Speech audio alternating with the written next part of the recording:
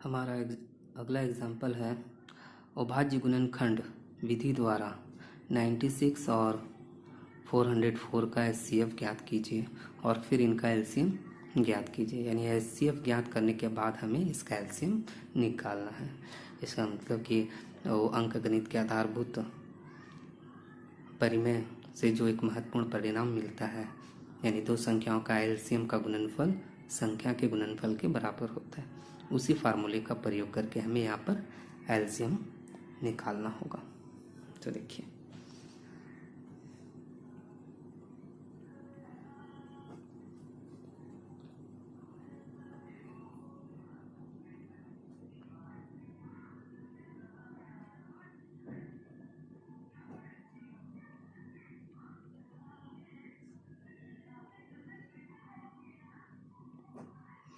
Ninety six का अभाज्य गुणनखंड कीजिए 2 से, 4 व 8, फिर 2 से, 2 व 4, फिर 2 से आ जाएगा 1 व 2, फिर 2 से 6 वाला, फिर 2 से 3 वाला।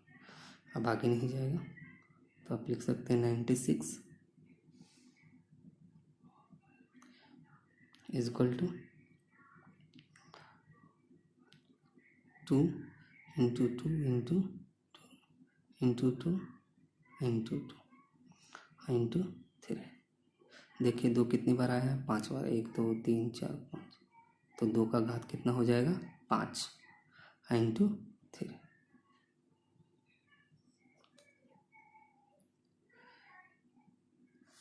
फिर हम लोग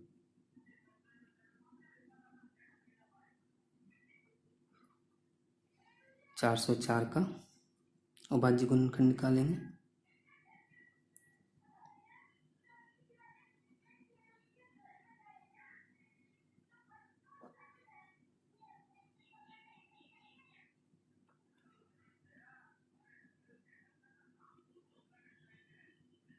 अभाज्य गुणनखंड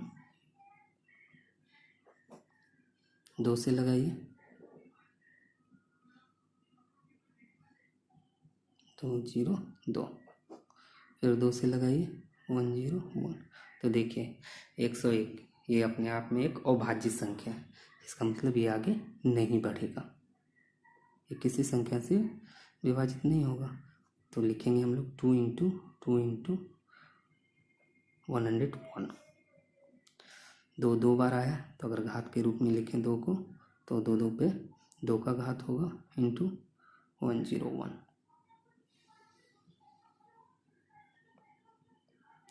404 है तो इसे लिख सकते हैं हम लोग 2 इंटू 2 101। 2 2 बार आया है इसलिए 2 का घात के रूप में हम लोग लिखेंगे 2 पर घात 2 और 101। अब देखिए इसका HCF, तो पहले हम लोग HCF निकाल लेंगे।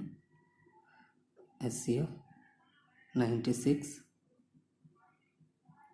404 का, तो HCF में हम लोग जानते हैं कि जो कॉमन होता है, केवल जो कॉमन होता है और उसके न्यूनतम घात को लेते हैं।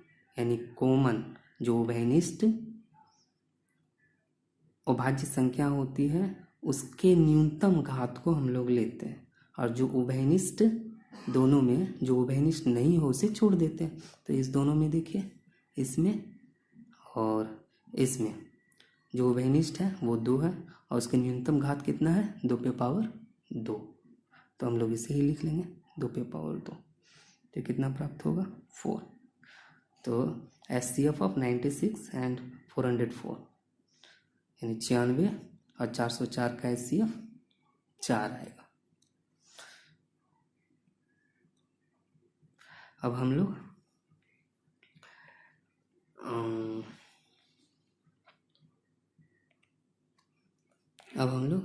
दो संख्या के एलसीएम और HCF का गुणनफल संख्या के गुणनफल के बराबर होता है के परिणाम का प्रयोग करेंगे और एलसीएम ज्ञात करेंगे। तो आप लिखेंगे LCM 96 404 into HCF 96 into and 404 equal to, तो दोनों संख्याओं के गुणनफल के बराबर होता है, यानी 96 इंटू 404। इसका एलसीएम है आपको प्राप्त करना है, तो नहीं इसे इस तरह से लिखिए, प्राप्त करना है तो LCM of 96 404 equal to 96 into 404 by HCF of 96 404।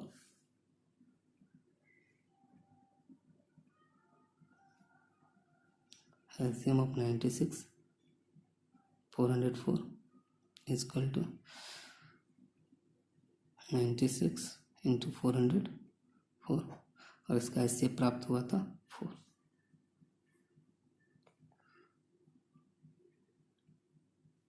और इसको अगर हम लोग कैलकुलेट करेंगे तो हमें प्राप्त होगा 9696। तो ये हमारा एलसीएम हो गया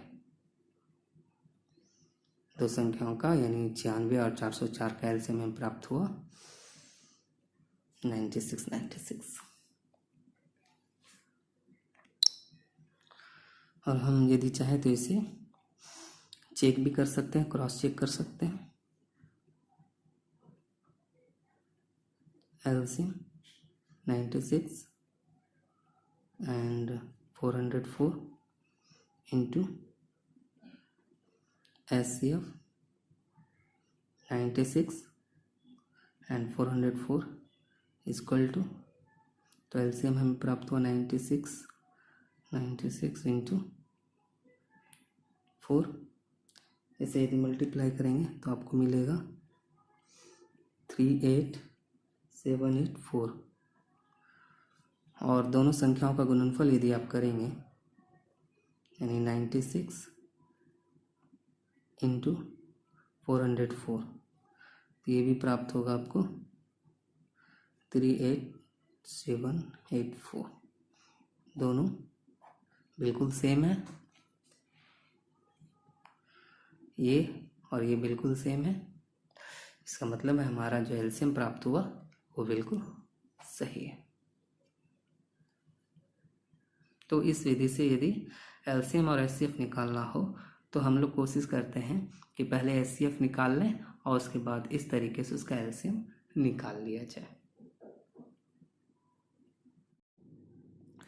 हमारा अगला एग्जाम्पल है कि संख्या 6, 72 और 120 का अभाज्य गुणनखंड विधि द्वारा एचसीएफ और एलसीएम ज्ञात कीजिए। तो देखिए अभाज्य गुणनखंड विधि द्वारा जैसे हम लोग पहले निकालते तो वैसे ही निकालेंगे। 6 का अभाज्य गुणनखंड,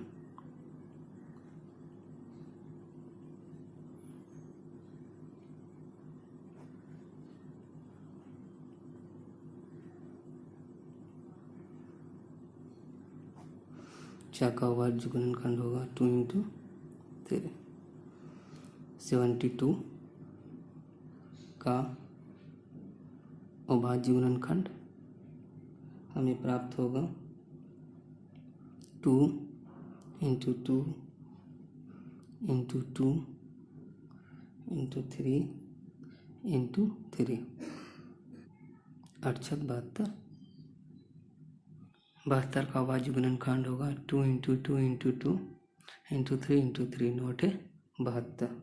अगर इसे घातांक के रूप में हम लोग लिखेंगे तो 2 3 बार आया है तो इस पर पावर 3 होगा, और 3 देखिए 2 बार आया है तो इस पर पावर 2 होगा। फिर हम लोग 120 का अभाज्य गुणनखंड लिखेंगे। तो 120 का अभाज्य गुणनखंड आप करेंगे तो आपको प्राप्त होगा 2 इंटू 2 इंटू इंटू 3 इंटू 5। अगर इसे घातांक के रूप में लिखा जाएगा तो 2 आया है 3 बार, 1 2 3, तो इस पे पावर 3, 3 पे पावर 1 और 5 पे पावर 1, यहाँ पर भी पावर दे दें घातांक के रूप में।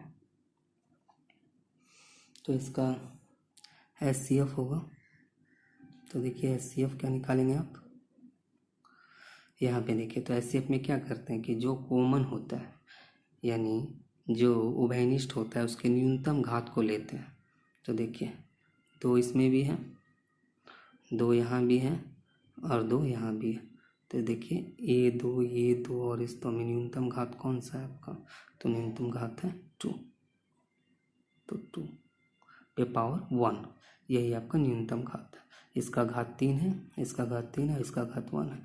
तो न्यूनतम घात वाला 2 कौन सा हो गया ये इंटू। उसके बाद देखिए 3 आपका यहाँ भी है,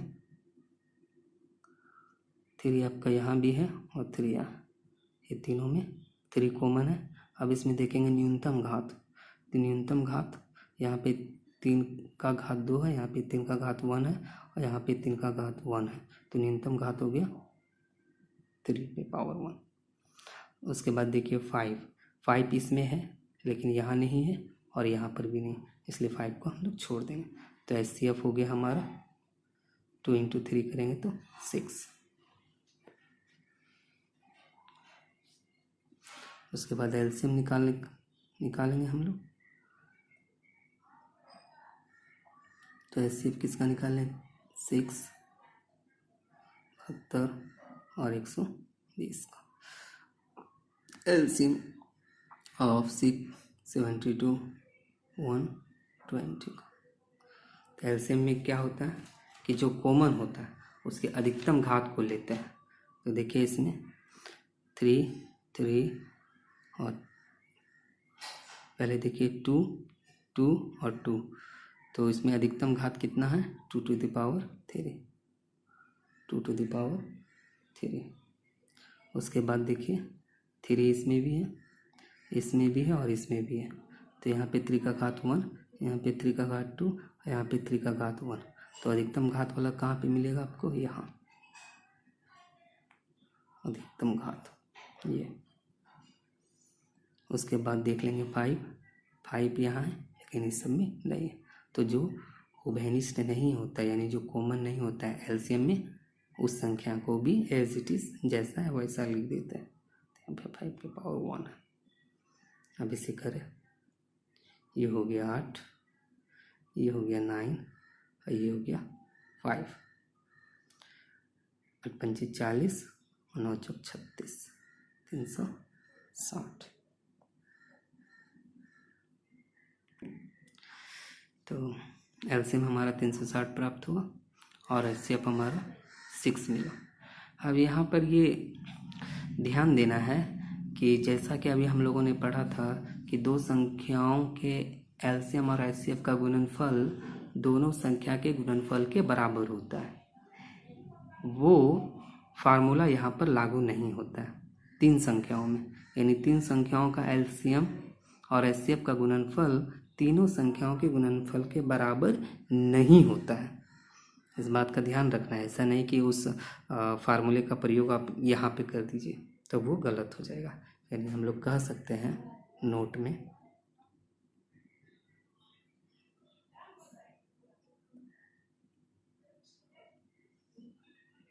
LCM of 6, 72, 120 into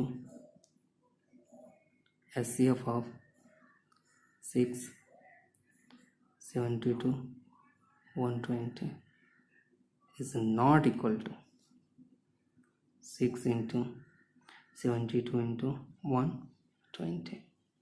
ये इसके बराबर नहीं होता है। यानी ऊपर वाला फार्मूला तीन संख्याओं के LCM और HCF पर लागू नहीं होगा। इसके लिए अलग से फार्मूला होता है, वो हम लोग आगे देख लेंगे।